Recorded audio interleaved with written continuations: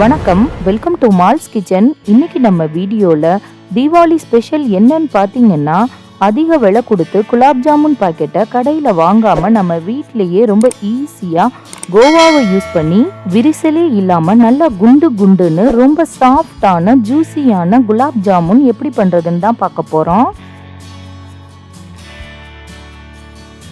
இப்போ நம்ம குலாப் ஜாமுன் செய்யறதுக்கு தேவையான பொருட்கள் என்னன்னு பார்த்துடலாம். ஹோம்மேட் கோவா 200 கிராம், 50 கிராம் மைதா, 400 கிராம் சர்க்கரை, 1 ஸ்பூன் நெய், கொஞ்சமாக குங்குமப்பூ, அரை spoon rose water, 1/4 teaspoon baking powder இல்லைன்னா ஆப்ப சோடா, பொரிக்க தேவையான அளவு எண்ணெய். ஃபஸ்ட்டு நம்ம குலாப் ஜாமுன் செய்யறதுக்கு தேவையான மாவை ரெடி பண்ணிடலாம். ஒரு பிளேட்டில் அரை ஸ்பூன் நெய், 1/4 ஸ்பூன் பேக்கிங் சோடாவை சேர்த்து நல்லா மிக்ஸ் பண்ணிக்கலாம். கொஞ்சமாக இந்த சோடா ஆட் பண்ணுறதுனால நமக்கு குலாப் ஜாமுன் நல்லா குண்டு குண்டுன்னு சாஃப்டாக கிடைக்கும். இது கூட நம்ம ஹோம்மேட் கோவா 200 கிராம் ஆட் பண்ணிக்கலாம். இந்த கோவாவோட லிங்க் நான் கீழே இருக்க டிஸ்கிரிப்ஷன் பாக்ஸில் கொடுத்துருக்கேன்.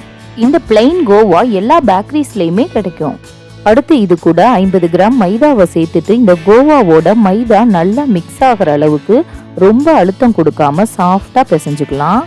ஹோம்மேட் கோவாவிலேயே கொஞ்சம் ஈரப்பதம் இருக்கிறதுனால எனக்கு தண்ணி தேவைப்படலை. சப்போஸ் நீங்கள் எடுத்திருக்க கோவா கொஞ்சம் ட்ரையாக இருந்துச்சுன்னா ஒரு 2-3 ஸ்பூன் மட்டும் தண்ணி ஆட் பண்ணிக்கோங்க. மாவோட பதம் பார்த்தீங்கன்னா இந்த அளவுக்கு நல்ல சாஃப்டாக உருண்டை உருட்டுற பதத்துக்கு இருக்கணும். இந்த மாவை 15 நிமிஷம் அப்படியே நல்லா ஊற விட்டுறலாம். அடுத்து இந்த மாவை நம்ம சின்ன சின்ன உருண்டைகளாக உருட்டி எடுத்துக்கலாம். உருட்டும் போது கையில் ஒட்டாமல் இருக்கிறதுக்காக கொஞ்சமாக நெய் இல்லை எண்ணெய் தடவிட்டு ஒரு சின்ன பால் சைஸ் அளவு உருண்டை எடுத்துட்டு உள்ளங்கையில் வச்சு ஃபஸ்ட்டு லைட்டாக அழுத்தம் கொடுத்து உருட்டணும். அதுக்கப்புறம் போலாக உருட்டணும். இந்த மாதிரி உருட்டணும்னா விரிசலே இல்லாமல் நமக்கு உருண்டைகள் கிடைக்கும். அப்போ தான் எண்ணெயில் பொரிக்கும் போதும் நமக்கு உருண்டைகள் விரிசலே விடாது. இதே மாதிரி மீதி இருக்க எல்லா மாவுலையும் நம்ம உருண்டைகள் உருட்டி எடுத்துக்கலாம். அடுத்து நம்ம இந்த ஜாமுனுக்கு தேவையான சுகர் சிரப்பை ரெடி பண்ணிடலாம். ஒரு பாத்திரத்தில் 400 கிராம் சர்க்கரை, எந்த கப்பில் சர்க்கரை எடுத்தோமோ அதே கப்பில் 3/4 கப் தண்ணி சேர்த்துக்கலாம். தண்ணி சேர்த்ததுக்கப்புறம் நம்ம ஸ்டவ்வை ஆன் பண்ணிக்கலாம். ஏன்னா அப்போ தான் பாத்திரத்தோட அடியில் சுகர் நமக்கு ஒட்டாமல் இருக்கும். இப்போ இது கூட கொஞ்சமாக குங்குமப்பூவை சேர்த்துட்டு அடுப்பை மிதமான தீயில வச்சு 10 நிமிஷம் நல்லா கொதிக்க விடணும்.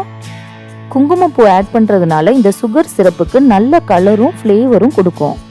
குலாப் ஜாமுனுக்கு சுகர் சிரப்போட பதம் பார்த்தீங்கன்னா பிசுபிசுப்பு பதம்னு சொல்லுவோம் பாருங்க. கையில் தொட்டோன்னா நமக்கு பிசுபிசுன்னு ஒட்டணும். இந்த ஸ்டேஜில் நம்ம ஸ்டவ்வை ஆஃப் பண்ணிடலாம். கடைசியாக இது கூட அரை ஸ்பூன் ரோஸ் வாட்டர், அரை ஸ்பூன் நெய் சேர்த்து நல்லா மிக்ஸ் பண்ணி விட்டுறலாம். இதில் நான் ஏலக்காய் பொடி சேர்க்க மிஸ் பண்ணிட்டேன். மறக்காமல் 1/4 ஸ்பூன் ஏலக்காய் பொடி சேர்த்துக்கோங்க. குலாப் ஜாமுனுக்கு சுகர் சிரப்பில் ஏலக்காய் பொடியும் ரோஸ் வாட்டரும் சேர்த்தோன்னா நல்ல ஃப்ளேவர் கொடுக்கும். கொஞ்சமாக இது கூட நெய் ஆட் பண்ணுறதுனால நம்ம குலாப் ஜாமுன் நெய்யில் பொரிச்ச டேஸ்ட் கிடைக்கும். இந்த சுகர் சிரப் கொஞ்சம் ஆறுறக்குள்ளேயும் நம்ம உருண்டைகளை எண்ணெயில் பொரிச்சு எடுத்துக்கலாம். அதுக்கு கடாய் ஒன்று அடுப்பில் வச்சு நல்லா ஹீட் ஆனோன்னு பொரிக்க தேவையான அளவு எண்ணெய். குலாப் ஜாமுனுக்கு எண்ணெய் ரொம்ப காயக்கூடாது. மிதமான சூட்டில் இருக்கப்பயே உருண்டைகள் ஒவ்வொன்றா சேர்த்து நம்ம பொரிச்சு எடுத்துக்கலாம். ஏன்னா நம்ம இதில் கோவா ஆட் பண்ணியிருக்கிறதுனால எண்ணெய் நல்லா சூடாக இருந்தால் உருண்டைகள் டக்குன்னு கரிஞ்சு போயிடும், உள்ள வேகாது. அதனால மிதமான தீயில உருண்டைகளை இந்த மாதிரி மெதுவாக சுழட்டி கொடுத்துக்கிட்டே இருக்கணும். அப்போதான் எல்லா சைடும் நல்லா ஈவனாக குக் ஆகி வரும்.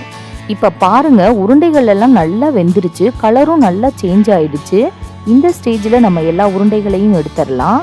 கொஞ்சம் கூட விரிசலே இல்லாமல் உருண்டைகள் எவ்வளோ குண்டு குண்டாக அழகாக வந்திருக்கு பாருங்க. இதே மாதிரி மீதி இருக்க எல்லா உருண்டைகளையும் பொரிச்சு எடுத்துக்கலாம். அடுத்து பொரிச்சு எடுத்த உருண்டைகளை சுகர் சிரப்பில் சேர்த்துட்டு லைட்டாக இந்த மாதிரி மிக்ஸ் பண்ணி விட்டு 2 மணி நேரம் நல்லா ஊற விடணும். சுகர் சிரப் ரொம்ப சூடாக இருக்கப்போ உருண்டைகளை சேர்த்தோன்னா வெந்த மாதிரி ஆயிடும். அதனால கொஞ்சம் ஆற விட்டு இந்த மாதிரி சேர்த்துக்கோங்க. இப்போ பாருங்க, குலாப் ஜாமுன் ஊற ஊற எவ்வளோ பெருசாக வந்திருக்குன்னு. வாயில போட்டதுமே கரையக்கூடிய குண்டு குண்டு குலாப் ஜாமுன் தயாராயிடுச்சு. இந்த குலாப் ஜாமுனை நம்ம கோவாவில் பண்ணினதுனால வெளியே பார்த்தீங்கன்னா ரொம்ப சாஃப்டாக இருக்கும். உள்ளே பார்த்தீங்கன்னா சுகர் சிரப்பு எல்லாத்தையும் நல்லா அப்சர்வ் பண்ணிட்டு ரொம்ப ஜூஸியாக இருக்கும். இனிமே எல்லாரும் அதிக விலை கொடுத்து குலாப் ஜாமுன் பாக்கெட்டை கடையில் வாங்காமல் இந்த மாதிரி கோவாவை யூஸ் பண்ணி நல்லா குண்டு குண்டுன்னு குலாப் ஜாமுன் இந்த தீபாவளிக்கு கண்டிப்பாக எல்லாரும் ட்ரை பண்ணி பாருங்க. இந்த வீடியோ உங்களுக்கு பிடிச்சிருந்தா லைக் பண்ணுங்க, மறக்காம ஷேர் பண்ணுங்க. நன்றி.